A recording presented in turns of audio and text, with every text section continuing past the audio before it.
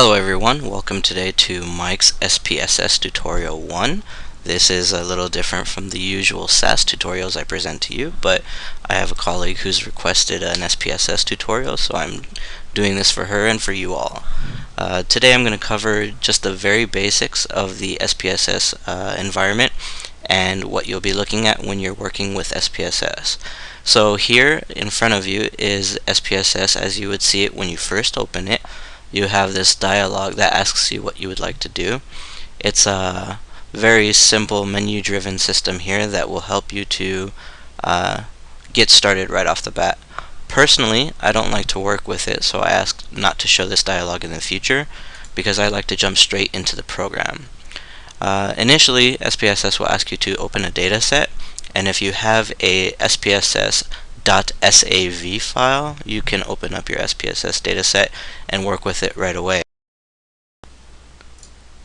Now, in working with SPSS, most of the time you will be working in this data editor window that has two views. It has this data view, which allows you to see everything like an Excel spreadsheet, and it has this variable view, which allows you to see a listing of all of the variables in your dataset.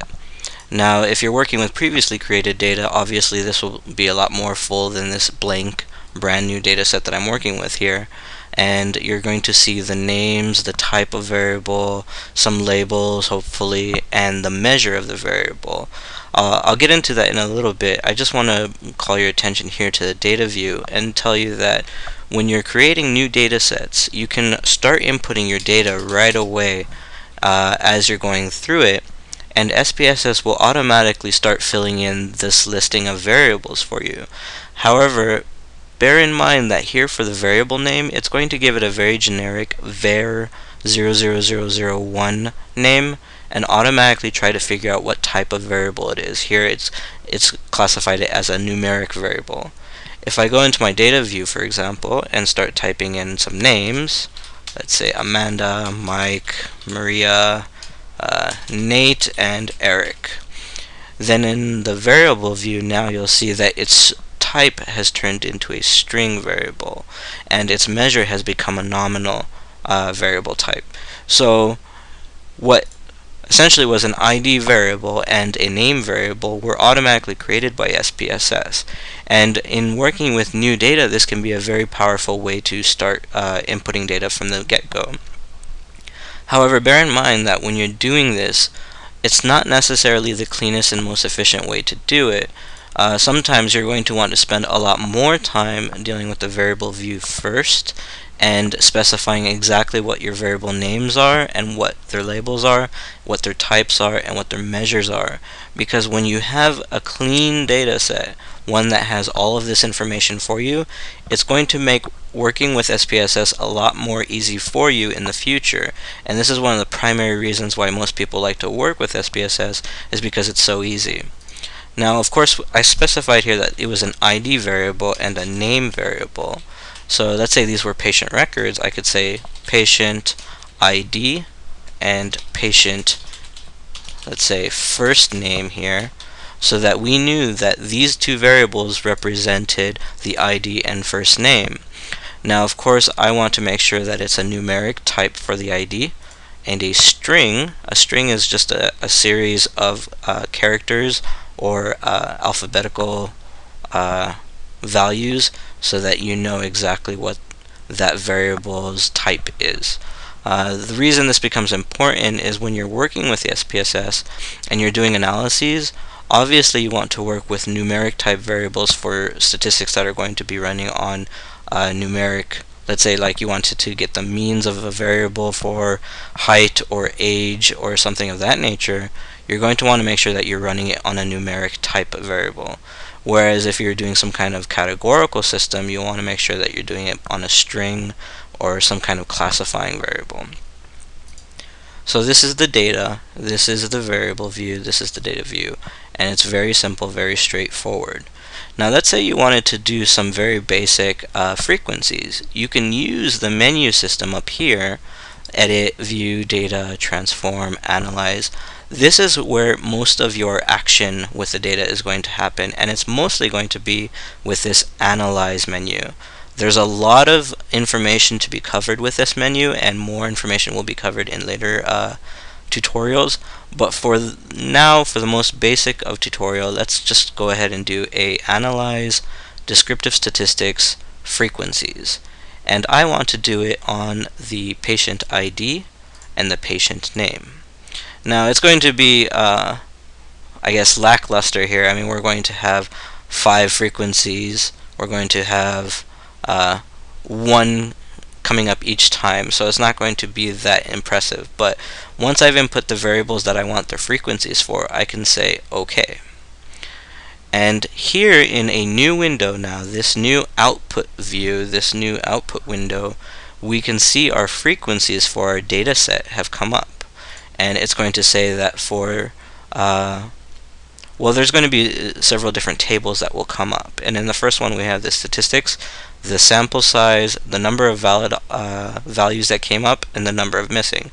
Since we only have 5 rows here, or 5 observations, we don't have any missing data. But when you have a larger data set, you should expect to have some missing data, unless it was very cleanly entered or very well taken care of data.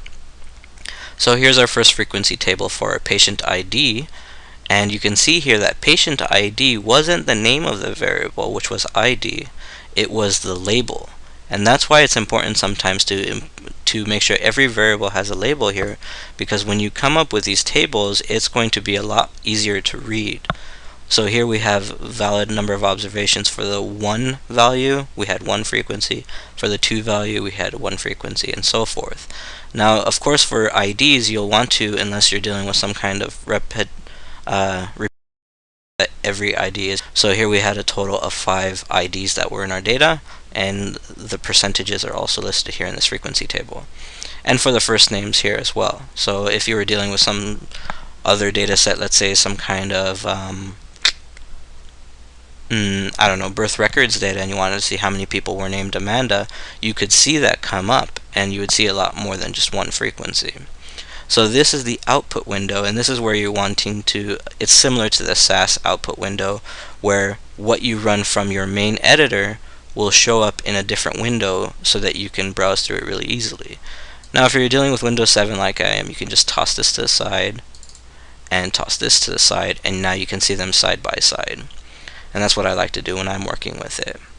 One last thing to point out here is that this data view is very simple for inputting data, but the variable view is a lot more is a lot better to work with when you don't necessarily want to start doing your data entry, but you want to plan out what your study is going to be like. So let's say this, of course, is dealing with patients. Let's say this was a birth certificate data set. I want to have some kind of ID, some name, maybe have L name for a patient's last name, and specify that the type is going to be a string.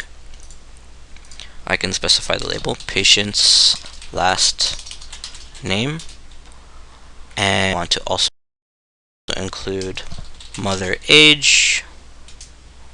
Oh, excuse me. You have to also make sure when you're dealing with the variable name itself that you don't include any kind of space. It's considered an illegal character or illegal variable name. So oftentimes when you want to include a space, it's better to use a underscore. So let's say mother underscore age, and again specify now that this is going to be a numeric variable, mother's age. And let's say for the decimal places, we're going to put 0. Now, it's important when you're dealing with large data sets, I mean on the order of millions of patients, or millions of observations, records, whatever, that you have to specify the width and the number of decimals. This becomes really important in the size of the data set. I mean, sometimes you can have data sets that are on the order of several gigabytes, and you don't necessarily want to deal with such a large data set, because when you're giving it to somebody else to analyze, or if you're getting it in an email or something, it can be really large and it can take up too much space.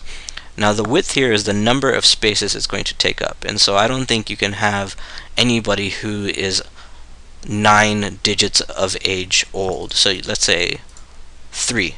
I mean, you might have somebody who is in the hundreds of years old, maybe they're not necessarily going to be having children at that age, but you're going to have the mother's age there, and it can, if this was a dynamic data set, it could possibly get to the hundreds of years old. So the one last thing I want to point out here is the measure type, and you want to make sure that you're using the right kind. There are only three. There's scale, ordinal, and nominal. And the reason I want to say that you want to make sure that this is the right type is because when you're dealing with an analysis, it can be very it can save you time and errors down the road if you're using a scale, ordinal, or nominal measure type, because the way the statistics work, you're going to sometimes come up with errors if the measure is incorrect, and it's better just to keep it sorted right away. So that's just a very simple, very straightforward way of looking at SPSS, and hopefully in the future I'll have more videos for you so that you can see, so you can get started in working with it right away. Alright, well, thank you so much, and have a good day, and look forward to the next video. Thank you.